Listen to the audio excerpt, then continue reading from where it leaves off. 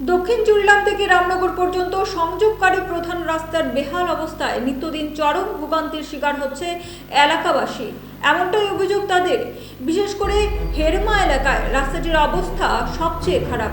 বড় বড় গর্তে জল জমে থাকায় পথ চলা হয়ে উঠেছে অত্যন্ত কষ্টকর। স্থানীয় বাসিন্দারা জানান, প্রতিদিন কচি কাঁচা ছাত্রছাত্রীদের জুতো হাতে নিয়ে বিদ্যালয়ে যেতে হয়। জল ও কাদায় ভরা রাস্তায় হাঁটতে গিয়ে দুর্ঘটনায় আশঙ্কাও থেকে যায়।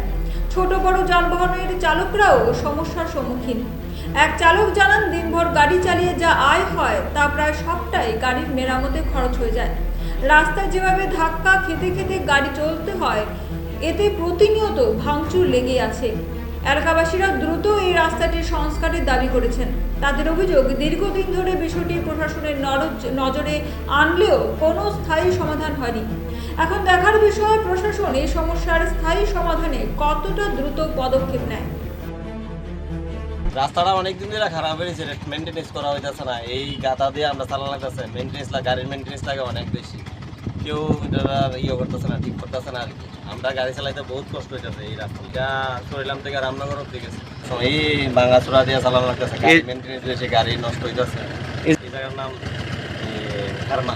আমরা চাই রাস্তাটা যত তাড়াতাড়ি সম্ভব ঠিক করে দেওয়ার লেগে। আমরা গাড়ি চালাইতেও সুবিধা, মানুষের তো আসা যাওয়ার অসুবিধা। তো গাড়ি চালান যায় না, জল আটকে দেয় প্রচন্ড, গাড়িও অফ হয়ে থাকা।